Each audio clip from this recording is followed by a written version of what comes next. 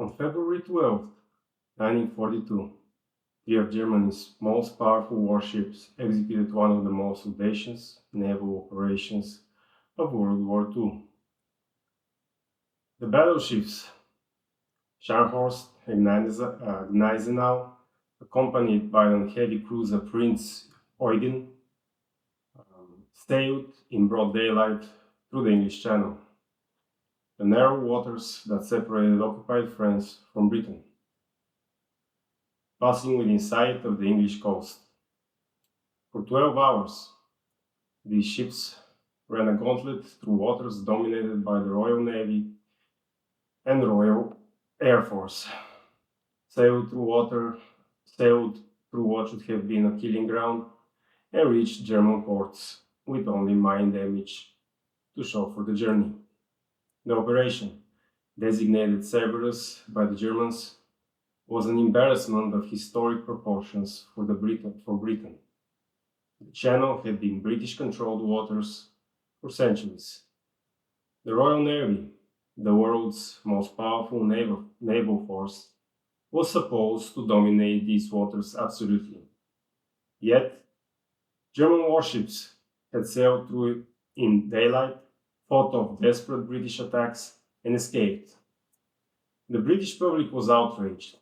Churchill faced questions in Parliament, and the German propaganda machine celebrated a victory that demonstrated British naval power was not invincible. But the Channel Dash, while tactically brilliant, was strategically meaningless. The ships that escaped would never again pose a serious threat to Allied operations. Scharnhorst would be sunk by the Royal Navy in December 1943. Gneisenau would be bombed into uselessness and never return to service. Prinz Eugen would survive the war but accomplish little.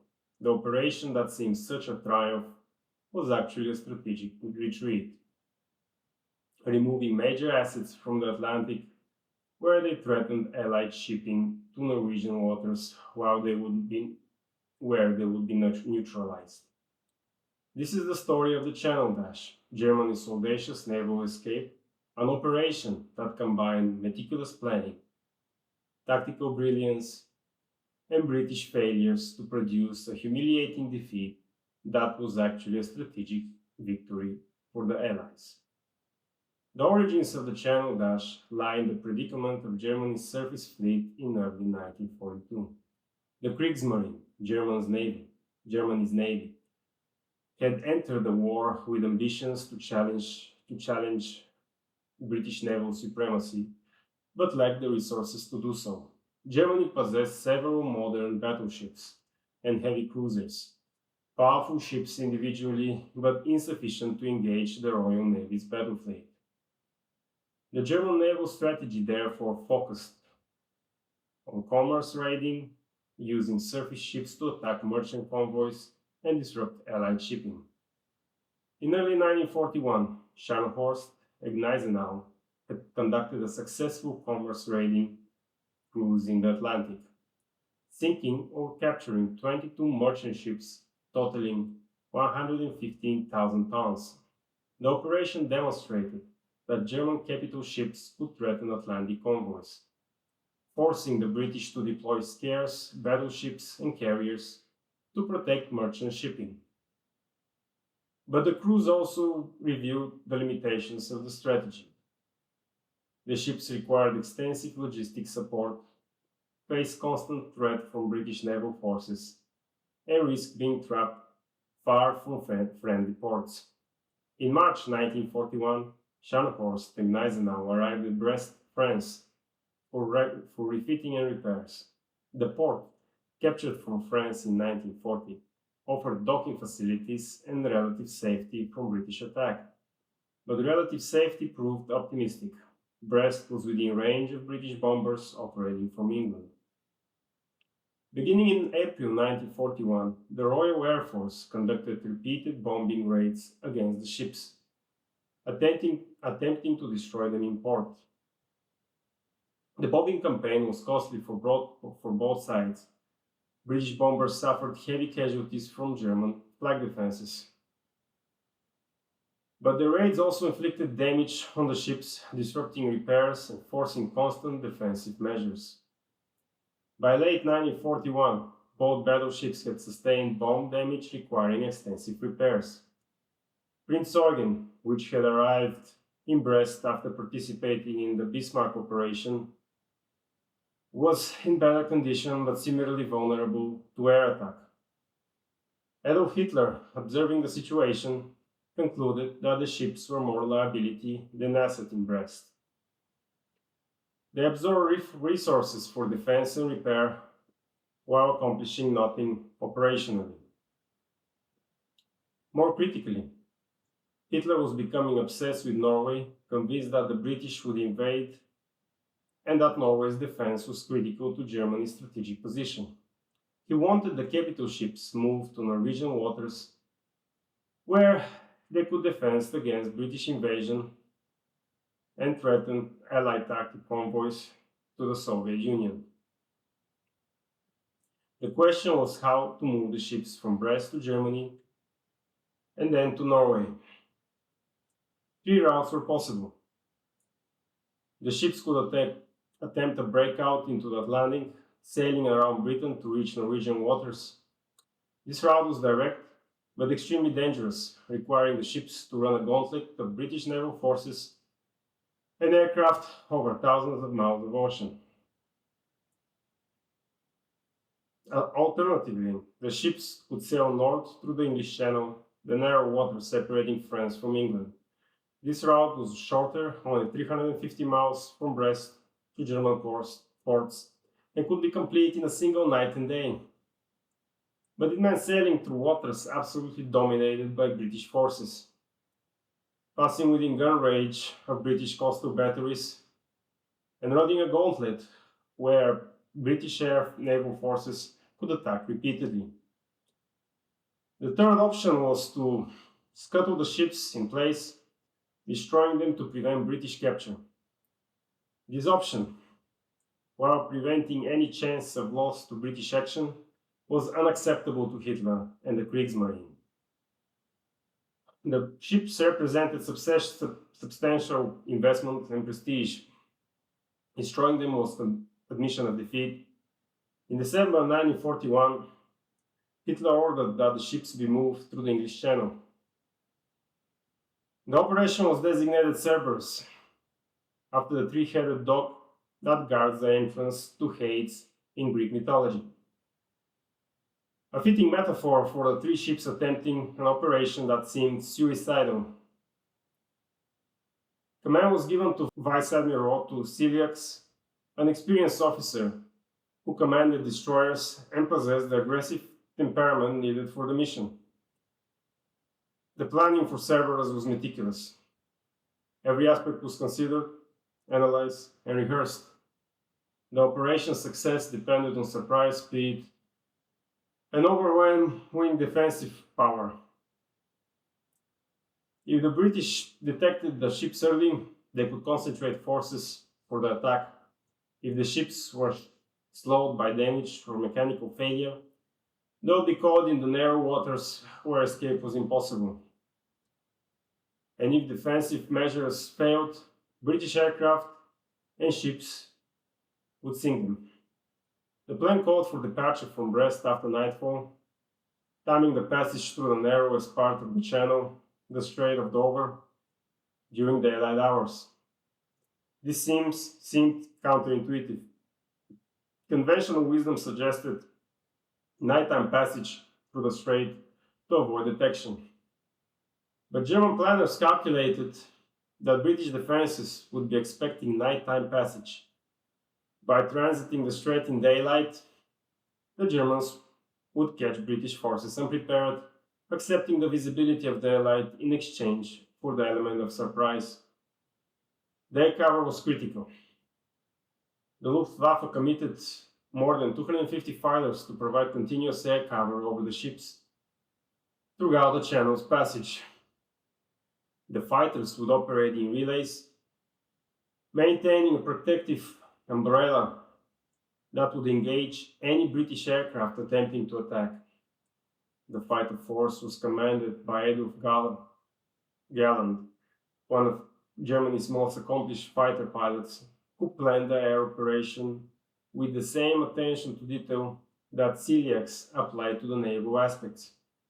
Escort forces included 6 destroyers, 14 torpedo boats, and numerous smaller vessels. The escorts would provide anti-aircraft fire, screen against British surface vessels, and assist if the ship sustained damage. Minesweepers would precede the formation, clearing a safe channel through the minefields that both sides had laid extensively throughout the channel. Deception measures were employed to convince the British that no operation was imminent. The ships maintained normal routines in port. Radio traffic continued at standard levels. Shore leave was granted to crews suggesting no immediate operations. German intelligence, aware that British code breaking had provided the Allies with extraordinary insight into German operations, aligned false information suggesting the ships would remain in Brest indefinitely. The British, for their part, were aware the Germans might attempt to remove the ships. Ultra intercepts, the intelligence derived from breaking German Enigma codes, provided indications that an operation was being planned. British naval planners developed contingency plans for attacking German ships if they attempted to escape from Brest. But the plans assumed the Germans would attempt a nighttime passage or a breakout into the Atlantic, not a daylight run through the channel. British defenses along the channel were substantial in theory but disorganized in practice. The Royal Navy maintained destroyer and water torpedo boat forces at Dover and other ports. The Royal Air Force had bomber and torpedo bomber squadrons that could attack surface vessels. Coastal batteries at Dover and elsewhere could engage ships passing through the strait, but coordination between services was poor, command relationships unclear, and the forces were not concentrated for immediate response. In the evening of February 11, 1941, the German forces departed Brest. Scharnhorst, Gneisenau, and Prinz Eugen, accompanied by their escorts, began the journey that would either end in triumph or disaster. The weather was overcast with low clouds and poor visibility, conditions that favored the Germans by limiting British aerial reconnaissance. The passage through the initial stages proceeded without incident. The ships sailed north along the French coast, maintained radio silence, their presence undetected by British forces. The careful planning was working. German fighters maintained air cover, rotating in and out to ensure continuous protection. Escort vessels screened the formation. The speed was high, approximately 27 knots, to minimize time in the danger zone. British detection failed at multiple critical points. Radar stations along the English coast, which would have detected the ships, either malfunctioned or were not properly monitored. Air patrols that should have spotted the formation either did not fly or missed the ships in the poor visibility. Submarine patrols positioned to detect ships leaving Brest were not in position when the German force sailed. The combination of German deception, poor weather, and British incompetence created conditions where a large naval force sailed through supposedly controlled waters undetected for hours. The first confirmed British sighting occurred at approximately 10:45 hours on February 12, when two RAF Spitfires on routine patrol spotted the German formation of Le Touquet, more than halfway through the Channel's passage. The pilots reported large warships proceeding northeast with heavy escort. The report was received with skepticism. A large German warship sailing through the channel in daylight seemed implausible. Confirmation was requested, causing further delays. When the report was finally confirmed and believed, British forces scrambled to respond. But the response was chaotic and uncoordinated. No comprehensive plan for attacking ships in the Channel had been implemented. The various forces, naval, air force, and coastal defenses, operated independently without unified command. The result was a series of piecemeal attacks that the Germans defeated with relative ease. The first British attacks came from motor torpedo boats based at Dover. 5 motor torpedo boats attempted to engage the German forces, but were driven off by intense defensive fire from the escorts and by Luftwaffe fighters. The MTBs, small fast boats armed with torpedoes, were effective against merchant shipping, but overmatched against battleships protected by destroyers and air cover. They launched torpedoes from extreme range, all missed, and the boats withdrew under fire. The coastal batteries at Dover opened fire around 12:30 hours as the German ships passed through the Strait of Dover, the narrowest part of the channel. The range was extreme, approximately 12 miles, at the edge of effective range for the guns. The batteries fired more than 30 shells but scored no hits. The combination of range, the ship's speed, and poor visibility made accurate fire nearly impossible. The German formation sailed past Dover, clearly visible from the English shore, their passage observed by thousands of British civilians who watched in amazement and anger. The Royal Air Force launched multiple attacks throughout the afternoon, but coordination problems and the strength of German air defenses limited effectiveness. Bomber Command dispatched approximately 240 bombers to attack the ships, but the attacks were uncoordinated. Squadrons arrived piecemeal, attacked individually, and faced overwhelming fighter opposition. The bombers, primarily light and medium types, lacking heavy armor or defensive armament, suffered heavy losses. Approximately 15 bombers were shot down. No hits were scored on the major ships. The most tragic and heroic British attack came from 6th Fleet air-armed Swordfish torpedo bombers led by Lieutenant Commander Eugene Esmonde. The Swordfish was an obsolete biplane, slow and vulnerable, designed in the 1930s for attacking ships at sea where fighter opposition might be limited. Sending 6 Swordfish against 3 battleships protected by destroyers and 250 fighters was essentially ordering the crews to their deaths. Esmonde knew the mission was suicidal. He had previously distinguished himself leading torpedo attacks against the Bismarck in May 1941. He understood what attacking capital ships entailed, but when ordered to attack the German formation, he led his squadron without hesitation. The 6 Swordfish took off from Manston airfield around 12:30 hours, accompanied by fighter escort of 10 Spitfires, wholly inadequate against the German fighter umbrella. The Swordfish approached the German formation at low altitude, attempting to reach torpedo release range. German fighters fell on them immediately.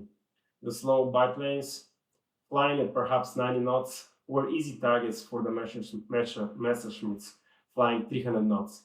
One by one, the Swordfish were shot down or damaged. Esmonde's aircraft was hit repeatedly, caught fire, and crashed into the sea. He was killed along with his crew. Of the 18 men in the 6 Swordfish, 13 were killed. 5 survived, pulled from the water by British rescue vessels. Not a single torpedo hit the German ships. The attack accomplished nothing except to demonstrate extraordinary courage. Esmonde was posthumously awarded the Victoria Cross, Britain's highest decoration for valor. His sacrifice and that of his crews became a symbol of the RAF's determination even when facing hopeless odds. Additional RAF attacks continued through the afternoon. Torpedo bombers and bombers attacked repeatedly, suffering heavy casualties and achieving no significant results. The German fighters, executing Galland's plan with precision, intercepted every attack, forcing British aircraft to attack through curtains of defensive fire. The Luftwaffe lost approximately 17 fighters during the operation, but the air umbrella held. No British aircraft penetrated to deliver effective attacks. The Royal Navy's surface forces attempted to intercept, but were too far away to reach the German ships before they entered German-controlled waters.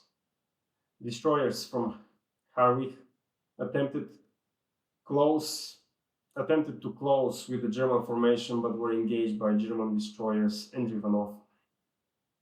The battleships that might have engaged were either in port or too distant to intercept.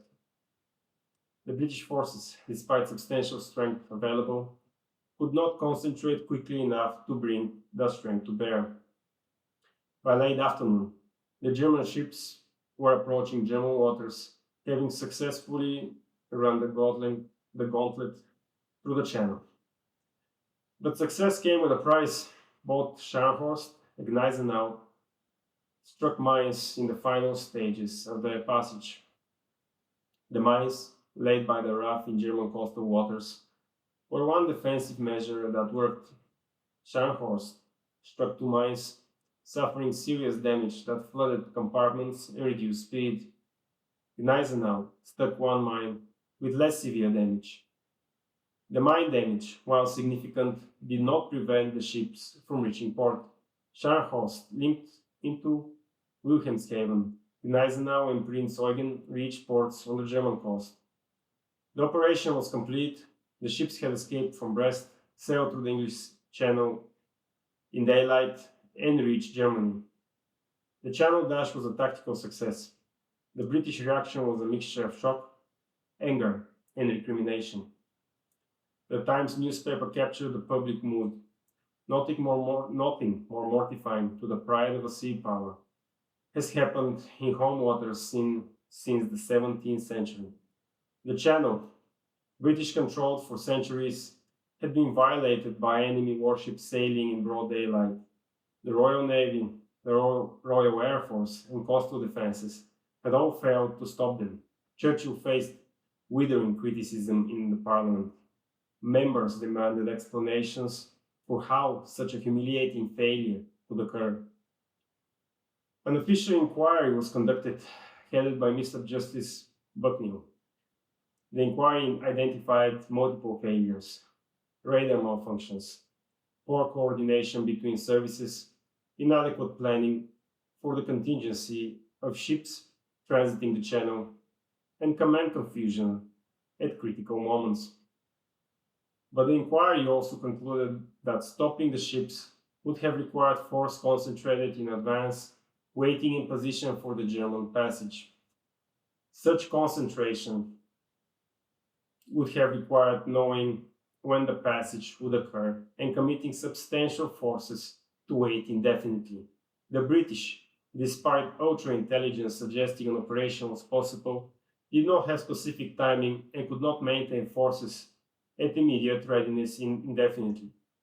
The German perspective was celebratory. The propaganda ministry portrayed the Channel Dash as a great naval victory, demonstrating German superiority and British impotence. Admiral Ciliax was promoted and decorated. Galland received recognition for the air operation. The crews of the ships were honored. For a nation experiencing setbacks on the Eastern Front and in North Africa, the Channel Dash provided a morale boost and propaganda victory. But strategically, the operation accomplished little for Germany. The ships, now in German waters, were moved to Norway as Hitler had intended. But there they became strategic assets frozen in place, a fleeting being that threatened but never engaged. That threat they posed tied down British resources, forcing the Royal Navy to maintain heavy forces to counter potential German naval operations. But the ships themselves rarely sorted and never again conducted successful operations. Scharnhorst, repaired for her mine damage, was deployed to Norway where she threatened Arctic convoys to the Soviet Union. On December 26, 1943, she attempted to attack a convoy and was intercepted by the battleship HMS Duke of York and accompanying forces. In the Battle of the North Cape, Scharnhorst was sunk with the loss of nearly all her crew. Her career ended in a battle she could not win, destroyed by the British forces she had evaded in the Channel Dash. Gneisenau, also repaired, was moved to Kiel, where she was bombed by the RAF in February 1942, just days after the Channel Dash. The bombing caused severe damage. Repairs were deemed too costly and time-consuming. The ship was decommissioned, her main guns removed for coastal defense, and her hull eventually scuttled as a block ship. She never returned to operational service. Prinz Eugen survived the war, the only ship from the Channel Dash to do so. She conducted limited operations, was damaged by British submarines, and eventually surrendered to the British in Copenhagen in May 1945. She was transferred to the United States as a war prize, used in atomic bomb tests at Bikini Atoll, and eventually sank from radiation contamination damage in 1946. The strategic assessment of the Channel Dash concluded that Germany won a tactical victory but suffered a strategic defeat. The ships escaped immediate destruction, which was a tactical success. They humiliated British forces, which was a propaganda success. But they were removed from the Atlantic, where they threatened Allied shipping to Norwegian waters, where they were neutralized. The British, while embarrassed, were strategically better off with the ships in Norway than in Brest threatening convoys. Admiral Current units, commanding the U-boat force and later head of the Kriegsmarine, later acknowledged that the Channel Dash, while tactically brilliant, was strategically misguided. The ships should have been used aggressively in the Atlantic while still operational, accepting the risk of loss in exchange for potential damage to Allied shipping. By preserving the ships through retreat to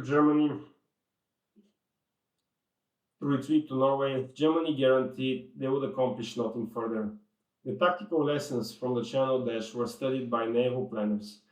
The operation demonstrated that bold action, careful planning, and surprise could achieve objectives thought impossible. The coordination between German naval and air forces were exemplary, showing what could be accomplished when the services worked together under unified command. The continuous fighter umbrella over the ships established a defensive measure that later operations would emulate. But the operation also demonstrated British failures in coordination and response. The services operated independently, lacking unified command that could concentrate forces rapidly against a fleeting target. The intelligence was available through outrage, but not exploited because the specific timing was not known and the forces could not be maintained at full readiness indefinitely. The communications and coordination failures allowed a major German force to sail through supposedly controlled waters for hours before detection. The technological aspects of the Channel Dash were significant. German radar and radio communications functioned well, providing the command and control necessary for complex operations. British radar, which would have detected the ships, failed at critical moments, either through malfunction or inadequate monitoring. The episode prompted British reviews of radar coverage and procedure. The weather played a significant role. The low clouds and poor visibility on February 12th favored the Germans, limiting British reconnaissance and making bombing attacks more difficult. If the weather had been clear, British aircraft would have detected the ships earlier and attacks might have been more effective. But weather is beyond control, and the Germans accepted it as a factor that could work for or against them.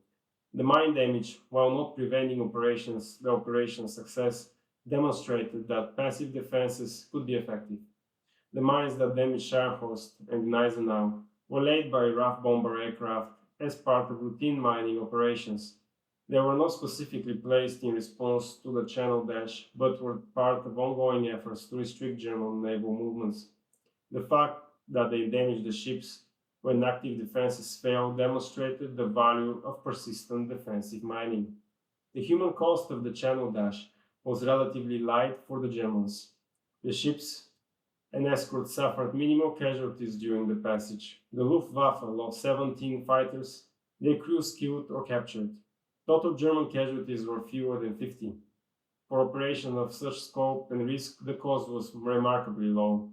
British casualties were substantially higher. The bomber and torpedo bomber attacks cost approximately 40 aircraft and their crews, perhaps 120 men killed or missing. The Swordfish attacks alone killed 13. Naval forces engaged suffered minimal casualties, but the air forces paid heavily for the failed attempts to stop the ships. The political ramifications in Britain lasted for months. The inquiry's findings, while identifying specific failures, did not satisfy public anger. The perception that the Royal Navy and RAF had been humiliated persisted. Churchill's government weathered the criticism, but the episode damaged confidence in British defensive capabilities. The German propaganda value of the operation was exploited fully. Newspapers, radio broadcasts, and newsreels celebrated the Channel Dash as a great victory. Images of the ships sailing through the British-controlled waters were used to demonstrate German superiority. The propaganda value, while substantial in early 1942, diminished as the war progressed and Germany's situation deteriorated. The individual stories from the Channel Dash deserve attention. Eugene Esmonde's suicidal torpedo attack became legendary in British military history.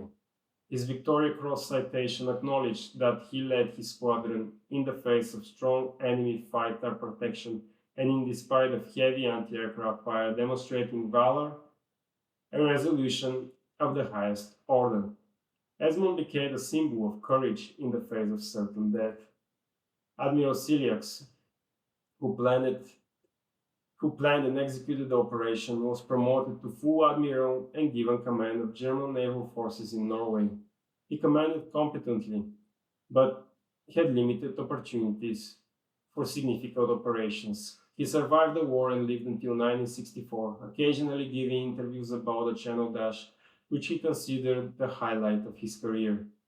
Adolf Galland, who commanded the air operation, continued as a fighter leader, eventually becoming general or fighters for the Luftwaffe. He survived the war and became a respected military historian and advisor. He consistently cited the Channel Dash as an example of effective joint operations between naval and air forces. The comparison to other famous naval escape is instructive. The Gioben and Breslau's escape to Constantinople in 1914 share similarities. German ships escaping through waters supposedly controlled by enemies. The Bismarck sortie in 1941 was less successful, ending with the ship's destruction. The Channel Dash stands out for its audacity and success despite the risk. The commemoration of the Channel Dash differs sharply between Germany and Britain. In Germany, the operation is remembered as a tactical triumph, an example of bold action and effective planning. In Britain, it is remembered as an embarrassing failure, a day when British defenses proved inadequate despite substantial forces available. The legacy of the Channel Dash influenced naval thinking about fleet preservation versus fleet use. The German decision to preserve the ships by withdrawing them from the Atlantic demonstrated the fallacy of preserving assets that then accomplished nothing. The British, learning from this, became more willing to accept risks with their own forces, recognizing that preserved ships that never engaged accomplished nothing. The technological developments spurred by the Channel Dash included improvements to the British radar coverage and coordination between services. The failures reviewed during the operation prompted reforms in command relationships and communications that improved British effectiveness in later operations. The broader strategic context of February 1942 placed the Channel Dash amid a series of Allied setbacks. Singapore would fall to Japan 3 days after the Channel Dash. Rommel was advancing in North Africa. German submarines were sinking Allied ships at alarming rates in the Atlantic. The Channel Dash was one more setback in a period when Allied fortunes were at their lowest point. Yet, within this context of setbacks, the strategic reality was that Germany's surface fleet threat was being neutralized. The ships that escaped through the channels were being removed from the Atlantic, where they could threaten convoys from Norwegian waters, where they would be contained. The British, while humiliated, were strategically better positioned after the Channel Dash than before. The Channel Dash was Germany's audacious naval escape. 3 major warships sailing throughout the English Channel in daylight, running a gauntlet of British defenses, and reaching safety despite overwhelming odds against success. It was a tactical triumph achieved through meticulous planning, bold execution, and British failures. It was a propaganda victory that demonstrated German capabilities and British vulnerability. It was a strategic defeat, removing major German assets from where they could threaten Allied operations to where they would be neutralized. The operation combined courage and competence on the German side with failure and frustration on the British side. It demonstrated that bold action could succeed even against superior forces if surprise and coordination were achieved. It showed that passive acceptance of defensive advantages could lead to humiliating defeat when an enemy refused to accept those advantages as determinative. This was the Channel Dash, executed on February 12, 1942, when Scharnhorst, Gneisenau, and Prinz Eugen sailed to the British controlled waters and escaped. It was an operation that should have failed but succeeded, that humiliated Britain but strategically helped the Allies, and that demonstrated both the potential and limitations of naval air power in the age of aircraft and radar. May we remember the Channel Dash for its audacity, learn from its lessons about coordination and response, and honor the courage of men like Eugene Esmonde, who fought against impossible odds because duty demanded it.